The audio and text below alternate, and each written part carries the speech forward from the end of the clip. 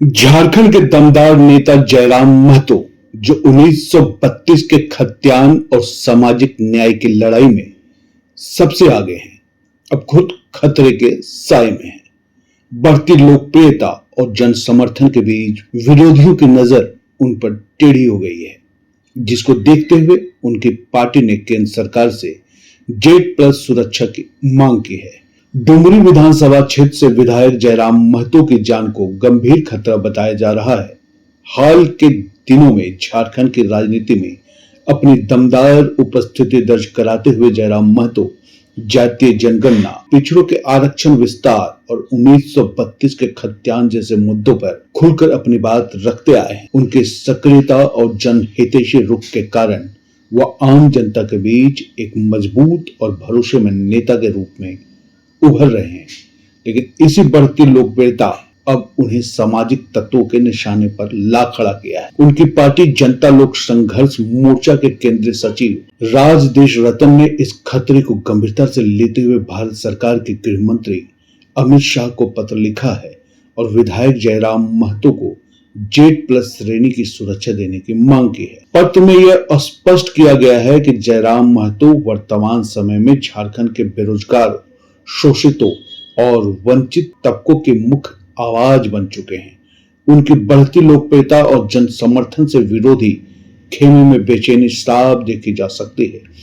यही कारण है कि उनके काफिले को बार बार रोका जाता है और जानबूझकर उन्हें निशाना बनाने की कोशिश की जाती है। हाल ही में बोकारो में हुई घटना में जयराम महतो की गाड़ी पर हमला किया गया, तोड़फोड़ की गई और गाड़ी के नेम प्लेट तक उखाड़ दी गई। इससे पहले भी जब वो बोकारो स्टील प्लांट में विस्थापितों के आंदोलन में शामिल होने पहुंचे थे, तब भी विरोधियों ने उन्हें निशाना बनाया था। इतना ही नहीं, जब वो दिवंगत मंत्री जगन्नाथ महतो की पुण्यतिथि पर आयोजित कार्यक्रम में भाग लेने पहुंचे, तब भी उन्हें वहां मौजूद समर्थकों द्वारा बीएड कॉलेज के गेट पर ही रोक दिया गया। इन घटनाओं ने यह स्पष्ट कर दिया कि जयराम महतो की सुरक्षा को लेकर खतरा अब वास्तविकता बन चुका है। जेएलके पार्टी ने इस पूरे मामले को बेहद गंभीरता से लिया है और राजदेश रत्न ने गृह मंत्री को पत्र भेजकर आग्रह किया है कि विधायक जयराम महतो को जेड+ श्रेणी की सुरक्षा तत्काल प्रदान की जाए, ताकि उनकी जान माल की रक्षा की जा सके। वे निडर होकर जनता के मुद्दों के लिए संघर्ष करते रहे। जेड+ श्रेणी की सुरक्षा सबसे उच्च स्तरीय सुरक्षा व्यवस्था मानी जाती है, जिसमें कुल 58 सुरक्षा कर्मी तैनात किए जाते हैं। इसमें 10 सशस्त्र सुरक्षा गार्ड, 6 पीएसओ, 24 जवान के साथ 2 एस्कॉर्ट गाड़ियां, 2 वॉचर, 1 इंस्पेक्टर या सब इंस्पेक्टर, 6 प्रिस्कर, स्क्रीनर और 6 प्रशिक्षित ड्राइवर शामिल होते हैं। इस श्रेणी की सुरक्षा उन्हीं लोगों को दी जाती है जिनकी जान को गंभीर खतरा होता है। जयराम महतो की यह स्थिति और हालिया घटनाओं को देखते हुए यह मांग उचित और समय की जरूरत लग रही है। अब ये देखना होगा कि केंद्र सरकार इस पर कितनी जल्दी कार्रवाई करती है। ऐसा उनकी पार्टी की सोच है। जयराम महतो की सुरक्षा को लेकर उठी यह मांग केवल एक व्यक्ति की जान की रक्षा का विषय नहीं है, बल्कि यह विचारधारा और संघर्ष की सुरक्षा का सवाल है, जो झारखंड के हक, अधिकार और पहचान के लिए लगातार आवाज उठा रही है। अगर ऐसे जननेता को, जो लोकतांत्रिक तरीके से जनता के मुद्दों को उठाते हैं, उन्हें पर्याप्त सुरक्षा नहीं दी जाती है, तो यह न केवल कानून व्यवस्था के लिए चिंता का विषय होगा, बल्कि इससे सामाजिक आंदोलन और जनप्रतिनिधियों के मनोबल पर भी प्रतिकूल प्रभाव पड़ेगा।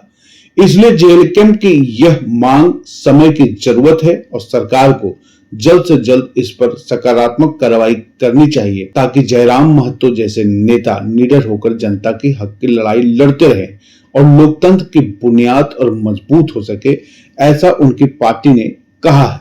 अब सवाल यह है कि क्या सरकार वक्त रहते कदम उठाएगी या फिर एक जननेता की आवाज हमेशा के लिए खामोश कर दी जाएगी। जयराम महतो की सुरक्षा सिर्फ उनकी नहीं, बल्कि उस संघर्ष की भी है जो झारखंड की जमीन, पहचान और हक के लिए लड़ा जा रहा है। फैसला अब सरकार के पाले में है, लेकिन वक्त ज्यादा नहीं है, ऐसा उनके लोगों ने कहना शुरू किया है। अब आने वाला समय ही निश्चित करता है कि उनको जेट सुरक्षा मिलता है या नहीं। लेकिन हाँ, इस बीच उनके विरोधियों ने इस पर चुस्की लेना शुरू कर दिया है और बोलना यह शुरू कर दिया है कि जयराम को बीजेपी जेट सुरक्षा देने जा रही है। तंज है जयराम महतो पर कि जयराम को बीजेपी से जोड़ने की कोशिश है। आने वाला समय ही बताएगा कि जेट सुरक्षा जयराम को मिलता है कि नहीं। और जो विपक्षी उनके लिए इशारा कर रहे हैं कि वो किसी में जा सकते हैं, तो ये आने वाले समय में तय हो जाएगा।